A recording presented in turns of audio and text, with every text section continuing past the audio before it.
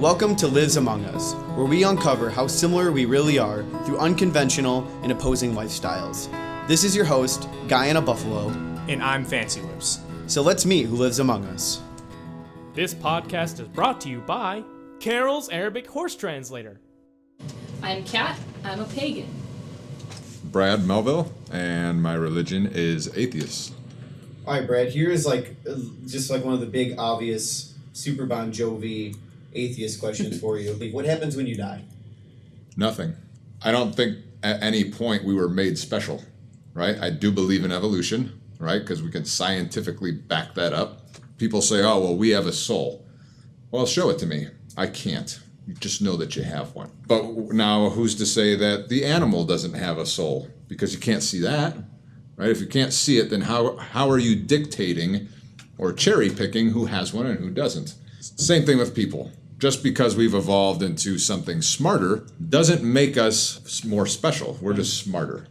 My take on the afterlife is reincarnation, because the scientific idea that matter cannot be created and or destroyed, it just exists. And so then I sort of apply that concept to souls and life force. And so when the life force goes out of something that dies, it just gets recycled into the next thing born. So how do you explain then overpopulation? We're creating these souls, right? You said there's an X amount of souls, but everything has a soul, but everything is continuing to grow.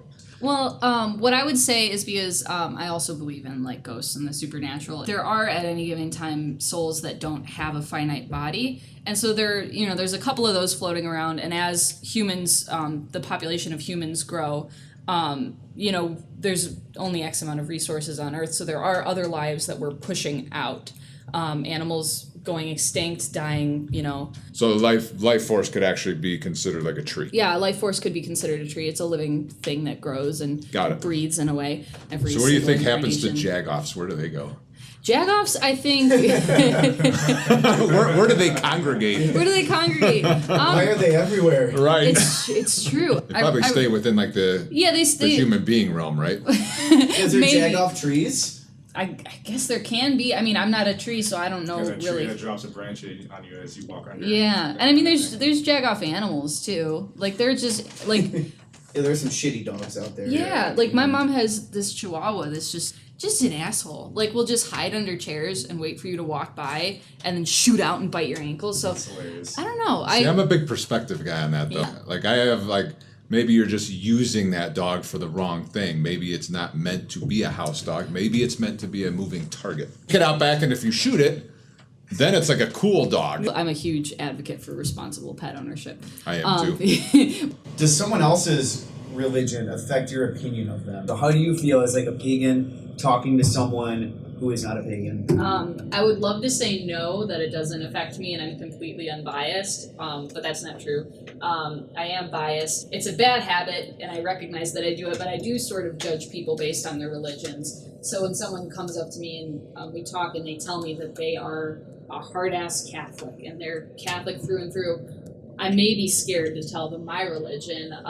That's also not the end-all, be-all. If I meet somebody and I'm like, oh, well, they're a Catholic, so I'm never going to talk to them again. I do get to know them, and I give them the chance to kind of prove to me, because I know there are several parts of my identity that conflict with Catholic beliefs, like being gay, being a witch. I do sort of have a bias and a preconception, but I don't let that get in the way of what could potentially be a good relationship. I let people live how they want to live, right? If you're religious, I don't care what religion you are, as long as you're not hurting anybody or causing damage to anything because of that religion, right? If you're causing wars because of religion, if you're judging people, based on their sexual orientation or whether they're pro-abortion or pro-choice, if you're judging people based on those things and making them feel bad or making people hide from who they truly are, then I have a problem with it, right? But if you're using religion to kind of be like your own moral compass, then I think it's a positive thing,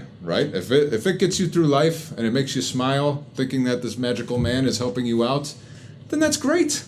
I think that's a good point you bring up with the moral compass, because I think a lot of people who are religious say, well, then if you are atheist, if you have no God, then where do your morals lie? How could you be a moral person? Where do they come from? right? Like they have a moral code and where 'Cause do it I sounds get like- mine type of thing. Yeah, because it sounds like you more or less size people up and have a healthy judgment based on what their actual morals are rather than what your religion is. So, like, you could love someone who's a Christian if they have good morals that align with your morals and values. But, you know, you could also see someone who's an atheist and think they're a complete fuckbag. Can we say fuckbag? Yeah, of course. I love this You shit. could say tits. Test tits. Right. I'll tell you a story. I was in the office, and there's a lady that works right behind me, and she turned around. She started asking me some questions, and she asked me. She goes, "Brad," she goes, "Are you involved with martial arts?" And I said, "Yeah."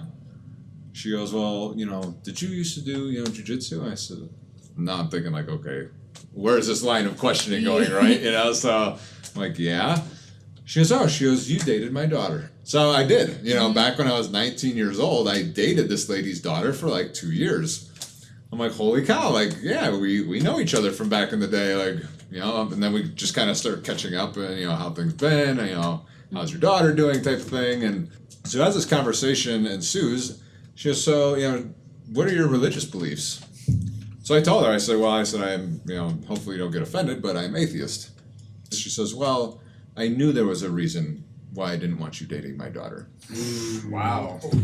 And this was like a normal, friendly conversation that, like, all of a sudden she popped off with this. And I just looked at her like, yeah, this is why I don't associate with a lot of religious people, is because they are so judgmental. How do you feel that you have to, like, prompt people when you say you're an atheist? I hope, because you even said it in that Right. conversation, like, It pisses me off. that you can't just say I'm an atheist and it'd be like, my favorite color is green. Right. I hope you don't get offended, guys. But Right. My favorite color is green.